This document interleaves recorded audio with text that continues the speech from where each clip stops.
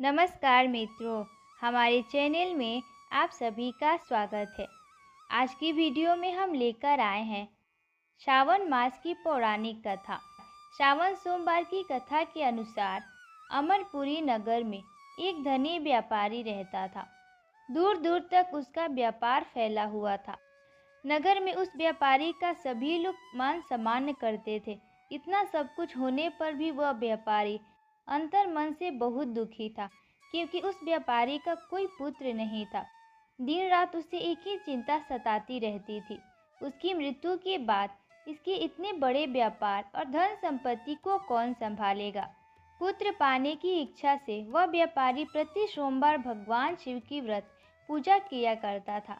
सायंकाल को व्यापारी शिव मंदिर में जाकर भगवान शिव के सामने घी का दीपक जलाया करता था। उस व्यापारी की भक्ति देखकर एक दिन पार्वती जी ने भगवान शिव से कहा, हे प्राणनाथ, यह व्यापारी आपका सच्चा भक्त है। कितने दिनों से यह सोमवार का व्रत और पूजा नियमित कर रहा है। भगवान, आप इस व्यापारी की मनोकामना अवश्य पूर्ण करें। भगवान शिव ने मुस्कुराते हुए कहा, हे पार्वती, इस संसार में सबको उसके कर्म के अनुसार फल की प्राप्ति होती है। प्राणी जैसा कर्म करते हैं उन्हें वैसा ही फल प्राप्त होता है। इसके बावजूद पार्वती जी नहीं मानी। उन्होंने आग्रह करते हुए कहा, नहीं प्राणनाथ, आपको इस व्यापारी की इच्छा पूरी करनी ही पड़ेगी। यह आपका अनन्य भक्त है। प्रति सोमवार आपका विधिवत व्रत रखता है और पूजा अर्चना के बाद आपको भोग लगाकर एक समय भोजन ग्रहण करता है। आपको इसे पुत्र प्राप्ति का वरदान देना ही होगा। पार्वती जी का इतना आग्रह देखकर भगवान शिव ने कहा, तुम्हारे आग्रह पर मैं इस व्यापारी को पुत्र प्राप्ति का वरदान देता हूँ, लेकिन इसका पुत्र 16 वर्ष से अधिक जीवित नहीं रहेगा। उसी रात भगवान शिव ने स्वप्न में उस व्यापारी को दर्शन देकर उसे पुत्र प्राप्ति का वरदान दिया और उसके पुत्र के 16 वर्ष तक जीवित रहने की बात भी बताई। भगवान के वरदान से व्यापारी को खुशी तो हुई, लेकिन पुत्र की अल्प आयु की चिंता ने उस खुशी को नष्ट कर दिया। व्यापारी पहले की तरह सोमवार का विधिवत व्रत करता रहा। कुछ महीने पश्चात उसके घर अति सुंदर पुत्र उत्पन्न हुआ। पुत्र जन्म से व्यापारी के घर में खुशियाँ भर गई। बहुत धूमधाम से पुत्र जन्म का समारोह मनाया गया। व्यापारी को पुत्र जन्म की अधिक खुशी नहीं हुई, क्योंकि उसे पुत्र की अल्प आयु के रहस्य का पता था। यह रहस्य घर में किसी को नहीं मालूम था। विद्वान ब्राह्मणों ने उस पुत्र का नाम अमर रखा। जब अमर 12 वर्ष का हुआ तो शिक्षा के लिए उसे वाराणसी भेजने का निश्चय हुआ। व्यापारी ने अमर के मामा दीपचंद को बुलाया और कहा कि अमर को शिक्षा प्राप्त करने के लिए वाराणसी छोड़ आओ। अमर अपने मामा के साथ शिक्षा प्राप्त करने के लिए चल दिया। रास्ते में जहाँ भी अमर दीपचंद रात्रि विश्राम के लिए ठहरते, वहीं यज्ञ करते और ब्राह्मणों को भोजन कराते थे। लंबी यात्रा के बाद अमर और दीपचंद एक नगर में पहुँचे। उस नगर के राजा की कन्या के विवाह की खुशी में पूरे नगर को सजाया गया था। निश्चित समय पर बारात आ गई, लेकिन वर का पिता अपने बेटे की एक आंख से काने होने के कारण बहुत चिंतित था। उसे इस बात का भय सता रहा था कि राजा को इस बात का पता चलने पर कहीं वह विवाह से इनकार न कर दे, इससे उनकी बदनामी होगी। वर के पिता ने अमर को देखा तो उसके मस्तिष्क में एक विचार आया। उसने सोचा, क्यों न इसी लड़के को दूल्हा बनाकर राजकुमारी से विवाह करा दूं।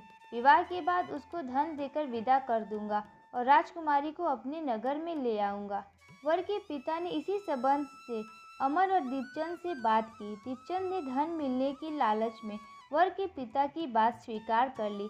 अमर को दूल्हे के वस्त्र में पहनाकर राजकुमारी चंद्रिका से विवाह करा दिया गया। राजा ने बहुत सा धन देकर राजकुमारी को विदा किया।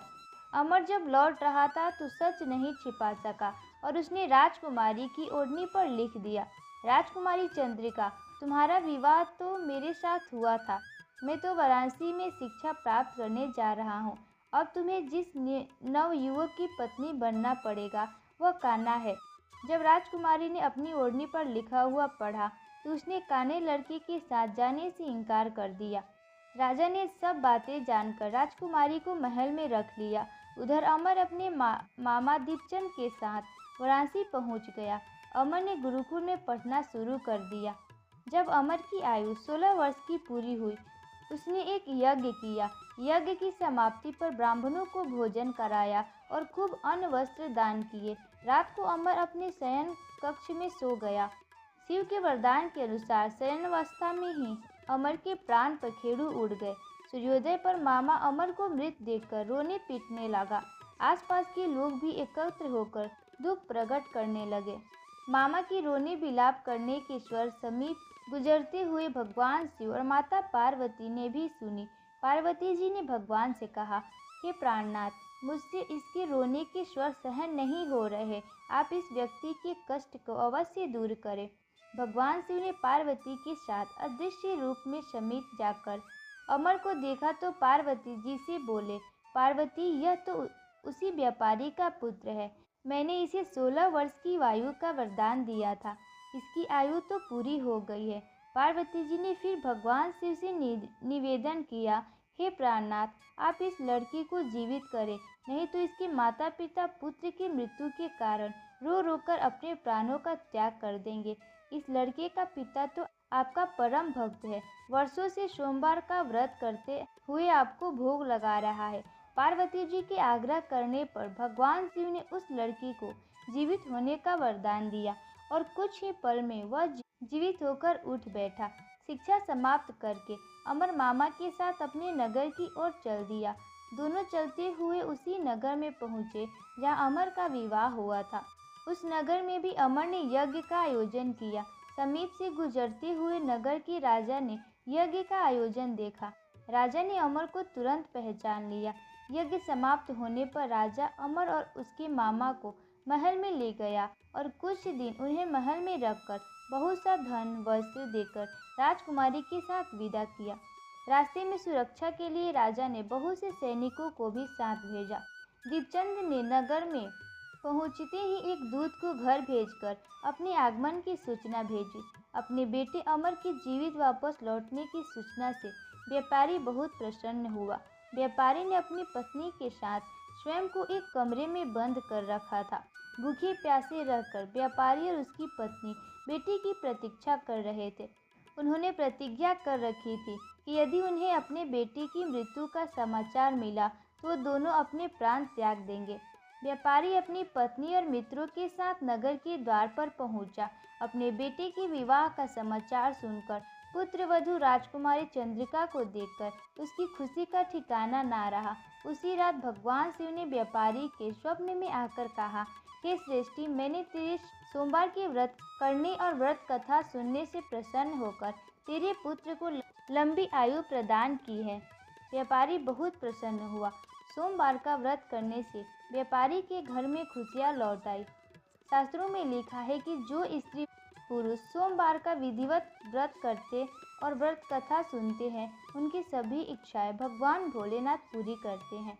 दोस्तों, अगर आपको ये कहानी अच्छी लगी तो हमारे वीडियो को लाइक कीजिएगा और चैनल को सब्सक्राइब करना ना भूलिएगा। धन्यवाद।